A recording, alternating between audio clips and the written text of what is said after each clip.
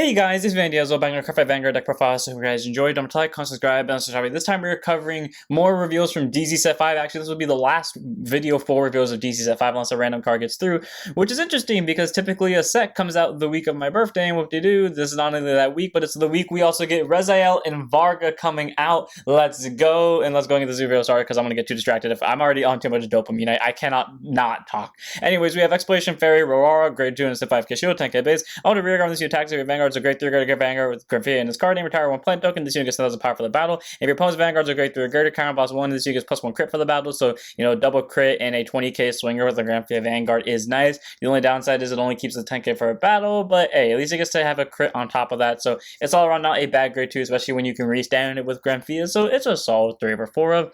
Then we have Genko Popcorn, grade 2 and 5k shield, 10k base. I honestly forgot Bushy was doing at these sets because, you know, they've had so many of these at this point, but continues to be a guard circle. If your opponent has cards in their G zone, it gets 5,000 power, 5,000 shield. They have a face-up card in the G zone, it gets 10,000, 10,000 set. All around, it's decent. Again, against like the GB decks, it's a 20k, 15k, but at the same time, it's also just kind of not worth it in my opinion, unless you're playing against those decks specifically. So, you know, it's a 2 over 3. It really just depends on the meta, of which I do not pay attention to.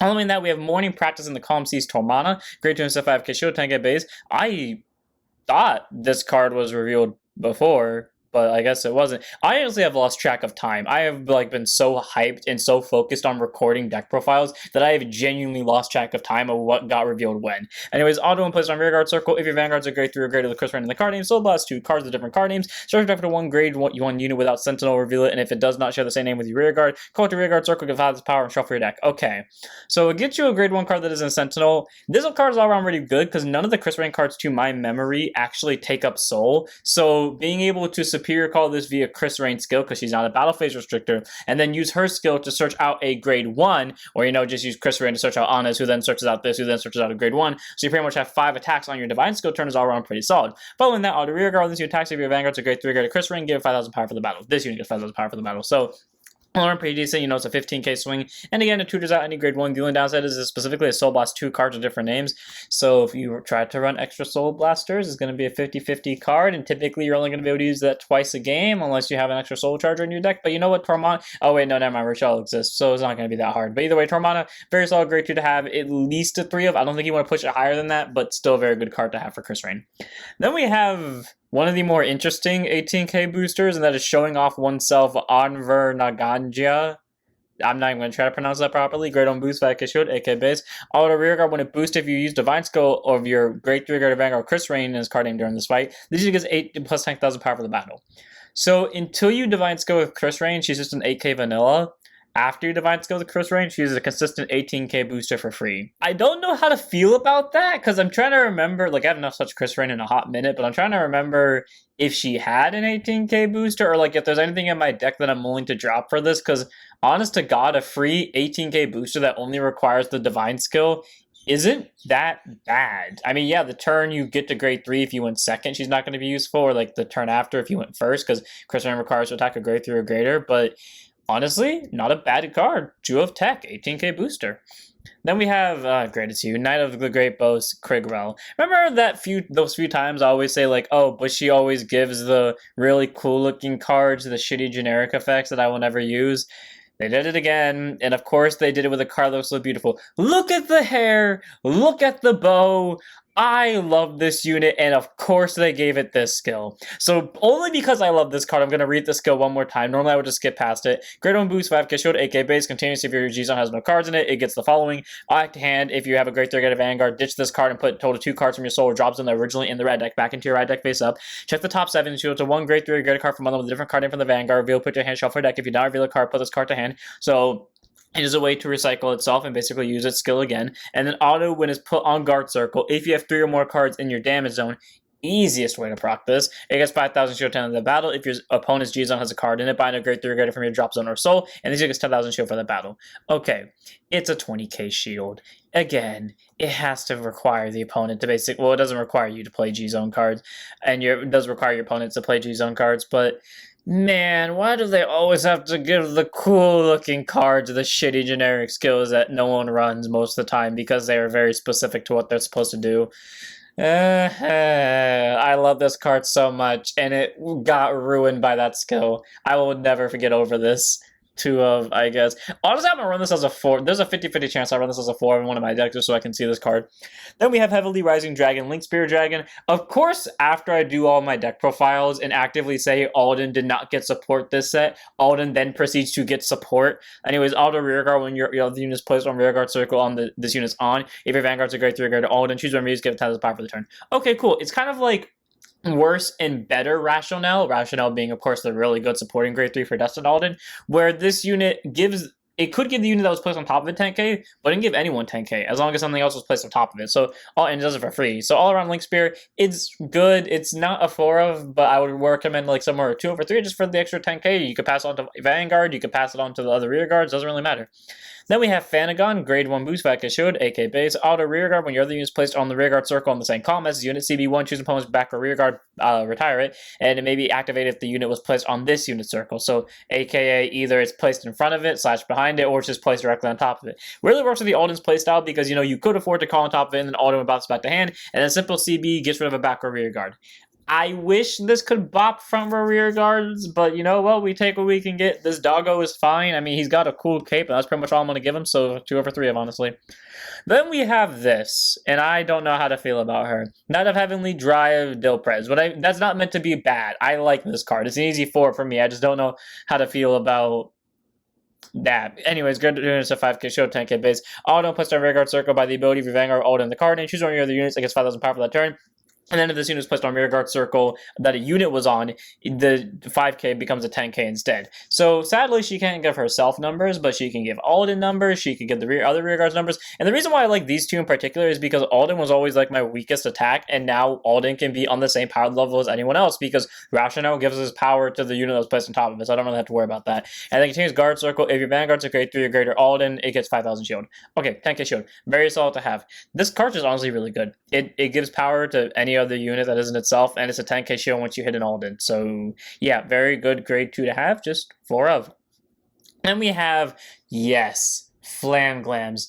Oh, for those who don't know, I hated Flam Glams when they first came out, and I really wanted them to get another Flam Glam. And they've yet to give Lavera Sorceress one, but I don't care. They gave us a new Flam Glam, and as proven with this deck, and they'll hopefully do it with Lavera Sorceress, is if you give an archetype one more card with the archetypal name, because Lavera Sorcerers and Flam Glam are in the same situation where they only have the ride line. If you give them one more card, oh, the deck just comes to life. Because Flam Glams officially got their first win on my channel, the last video I used of them, which I think was actually against Alden. So, you know, good on them. Anyways, Heat of the Live hasn't cooled Pharaoh. For the record, I was very hyped during that match. If we play the audio recording of it, we can all see me, well, hear me being very happy that Flam Glams finally won. Anyways, great turn, 5k, show 10k base. Auto placed on rear guard or put on guard circle. If your Vanguard's a Flam Glam, this unit gets 5,000 power 5 shield for each of your every 2 open rear guard circles.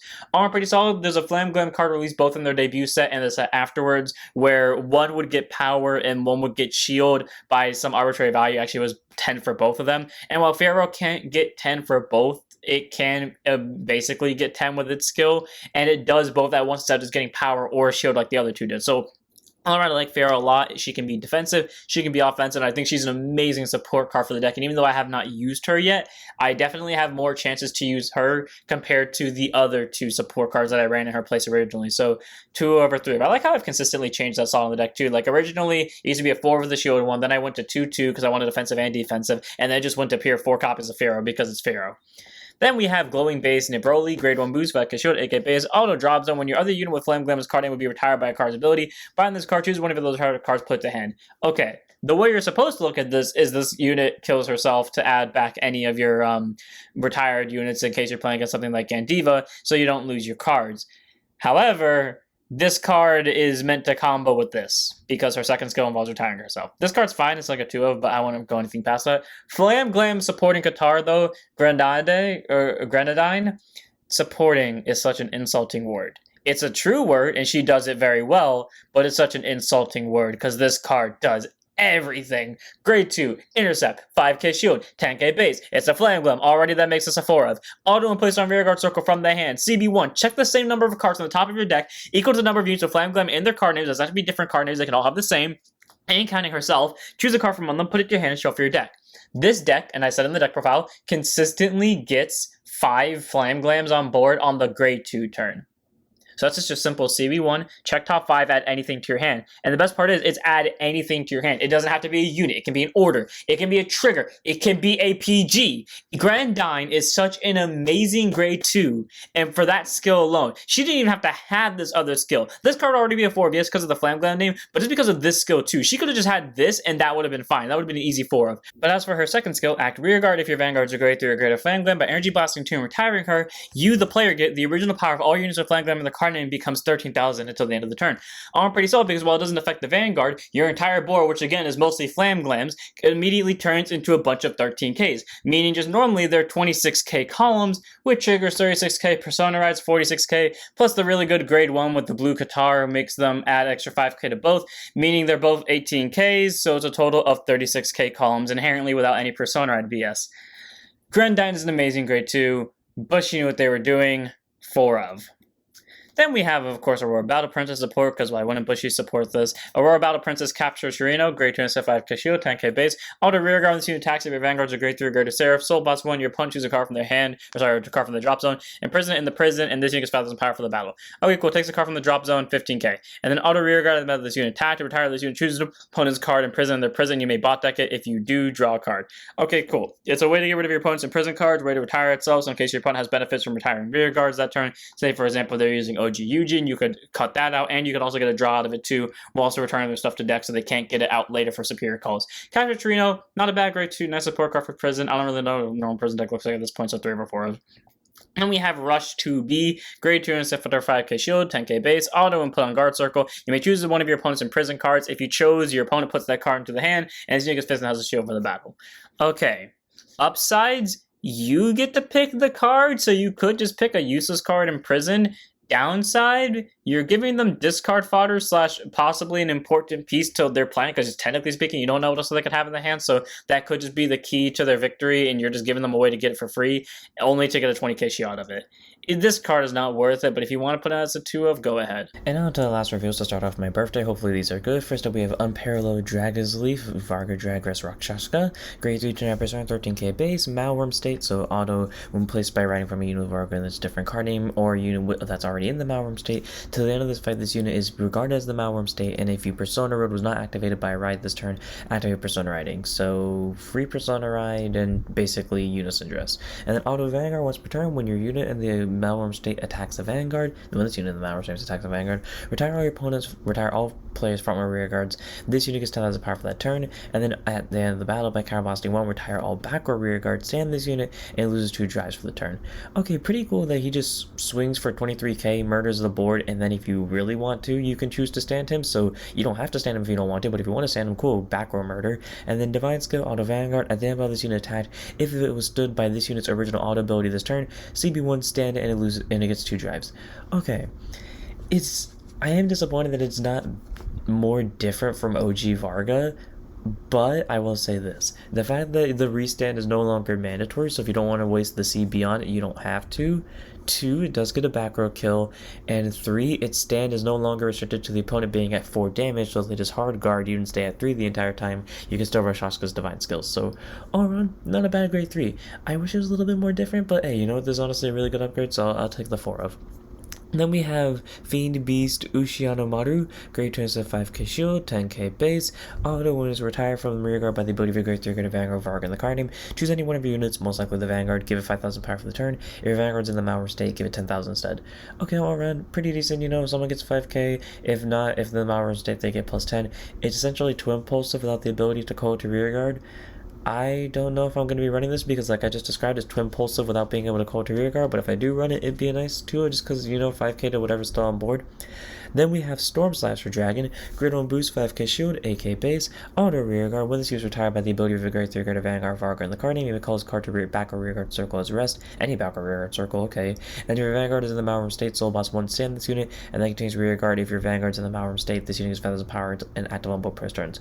Okay, cool. It calls itself back, not a hard once per turn, so if you want to swing with this, use Varga, murder it, and then call it back to back row, and then use Varga's skill to restand it, and then kill the back row. You can just choose not to stand it the first time, and then when it gets called back again, you can just soul blast 1 to stand it that time. And it's a 13k booster once you're in the Malroom state, so honestly, not a bad grade 1. It definitely works for early game rush, and it is technically an infinite superior call, so 3 over 4 of. Then we move on to Ezel support, which I think is just Alden cards in disguise. Grade 2 SF5 Kashio 10k base of Knight of Returning Spear Aenos. Great auto rearguard. When your other unit is placed on the rearguard circle this unit was placed on by the ability of your grade 3 grade of anger Ezel on the card name, that unit gets 10,000 power for the turn. So literally an Alden card. Whatever is placed on top of it is getting 10k if it was placed by Ezel.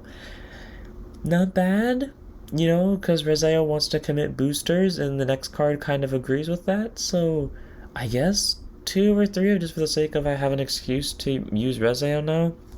Let me have Grade 1 boost 5 Kashio to 8k base for Reflective Dragon, auto backward rearguard circle. When your other unit is placed in the same column as this unit by the ability of your grade 3 grade of anger Ezel on the card name, Soul Blast 1 stand this unit. So literally just Alden support. It literally is just doing what Alden already does, wanting units to be placed in the same column as it, preferably on the same rearguard circle. I mean, this one technically doesn't want to be placed on the same rearguard circle, but I mean, at least you don't have to worry about committing boosters, though you have to eat into the soul, which is kind of already taken by Nobia and the Divide skill of Ezel with only 1 real soul charge if we don't get into generic Keter, but not a bad grade 1, 2 of 3 of. And then there's you. Fated King of Miracles, Ezel Vita. Grade 3 200 persona at 13k base, contains Vanguard. It's also regarded as Fated 1 of Miracles Ezel. During your turn, it gets 5,000 for each copy of Zed Ezel and Soul, and then all of their divine skills. If you're already reading ahead, you can see that this card does not allow you to duplicate divine skills, and I'm going to go ahead and spoil you that Gabalist does the exact same thing. So, yeah, if you're expecting Ezel to do a double divine skill like I am, be sorely disappointed. And then auto Vanguard. When this unit attacks into a Vanguard, Sleepy 1 choose up to 2 cards from your drop zone with different grades and total grade equal to or less than the number of cards your damn zone. Call to rearguard circle. Okay, literally the exact same as OG Ezel. Then put a grade 3 rearguard of Ezel. It could be itself from your hand into your soul. Choose a grade 3 card from your drop zone. Call to rearguard circle. And if your opponent's Vanguards are grade 3 or greater, all of the units called by this ability get 5,000 power for the turn. Okay. He gets 5k to every unit called. You know, it's nice for the additional pressure, but it's a good upgrade skill. My only thing with this is, you know, Levy Dross could, I don't know, send itself to Soul during the main phase, so you can then use the Divine skill during the main phase. This means you cannot use the Divine skill until the next turn if you put Ezel Vita in your ride deck. You still could put Ezel Vita in your ride deck and at least get the 3 superior calls out of it, but you won't get the Divine skill comparatively, at least not until the next turn. So Ezel Vita is not a bad grade 3. It's a solid upgrade in terms of offensive power. I just wish it could use this Divine skill the turn that it, you know, used its ability, but it's not a bad card. So it's a 3 of the main deck whenever the ride deck, and I mean honestly, or no, well, if you choose to run in the ride deck, because you can just use a bunch of cards to send Ezel's to Soul, like itself, Drilling Angel. I know there's a grade 1 that could do it too. There's a lot of good options to send the Ezel's to Soul, so it's not a bad card. And then we have our last reveal.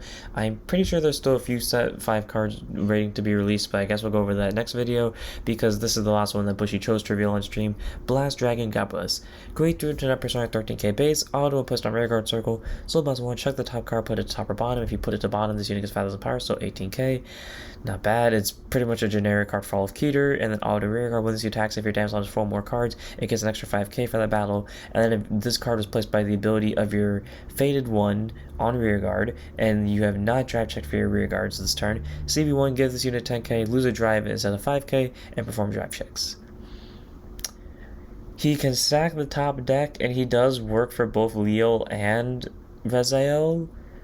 Does that make me like him? No. But okay. I wish this thing had a Vanguard skill. I really do, but it's a deck stack, and I guess it kind of makes sense that it would deck stack considering it is supposed to inherently support Ezel and I guess Leo to some extent. And then being a 10k, so 23k swinger with a drive minus, only downside is in Ezel and Leo you can no longer run the Keter over, because if you do drive check it, automatically you can't use Gabalist, or you shouldn't use Gabalist, kind of, but still works. It's not bad. I wish it was better, but it's not bad, so it's a 4 of. And without further ado, that's it for this one. I hope all of you enjoyed. These have been an interesting last set of reveals. I hope you all have all of these. I'm going to go test out Bargain now, so see you all in the next one. Don't forget to like, comment, subscribe, join the Discord, follow Twitch, and don't forget to set up your Vanguards.